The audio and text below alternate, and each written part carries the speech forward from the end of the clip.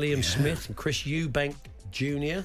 It's pretty one-sided first time round, Paul. Yeah, it was all finished in the fourth, big uppercut, and a pretty mean stoppage by Liam. It really was. It's been slightly delayed with an injury to Liam, but it's back on in September, and we're very pleased to say Liam joins us now. Hi, Liam. Hey, Liam.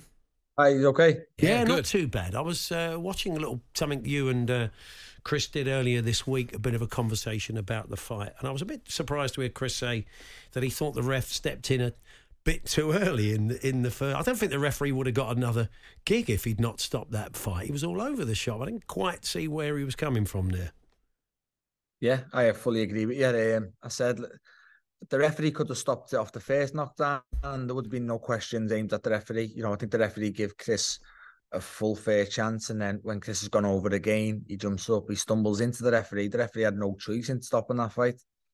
That's right. I mean, it was pretty clear his legs had gone. And in that moment, I mean, I suppose, look, you've got to be ruthless. When you see someone rocking like that, I mean, as long as the referee is saying, yeah, he's all right and he can fight on, you just have to go straight in again, don't you? Yeah, of course. And, to be fair, and the credit I give Chris, somebody with the shape he gets himself in, and, I do know he's got good, good survival skills and a good chin. So if he recovers, then I could have maybe come unstuck trying to finish him and not finishing him, if that makes sense. So, I had to finish him. I knew there was a long time left in the round also. So I just thought I've got confidence in myself in being a good finisher once I've got somebody hurt. So, and he was very hurt as well because his legs were shaky. Yeah. Not like it was a flash knockdown. When he got up, he stumbled 4 or 5 steps forward. So I did think I was not going to let him off the hook. You can only judge it as somebody watches boxing and think, now stop it now. When he got up that second time, you think, no, that's enough. And that's what the ref did. So that's often a good judge, isn't it? Yeah, I suppose, it was one-sided, and you did seem to have worked him out from the off. I suppose that the only trap you could fall into on the 2nd of September is that you take him a bit lightly.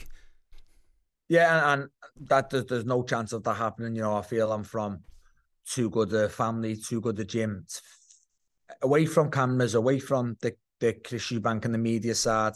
In this gym, I'm from too good a gym and too good a family for people to see me overlooking Chris and going through the motions. I've always said, behind closed doors and behind the cameras, if I do everything right in my end, I beat Chris, and I proved that last time, and I'll prove that again this time. Was there any point in the fight where you felt in trouble? I mean, in the third, he landed a few shots. I mean, you sort of tucked in. He didn't really make any particular contact, but he came at you towards the end of that third round, didn't he? Yeah, he did. He landed a good uppercut, and then he let a couple more go. But from my point of view, I just made him. Like I said, I made him throw when he didn't want to throw. A lot got made of it. I think the commentators went on a little bit, and it was like he landed more than he actually did land. But my point, I thought, the round's gone. You've probably won the round. I'll make you exert more energy than you want to, because I feel Chris wants to work at the pace he's used to. And that was my methods in it.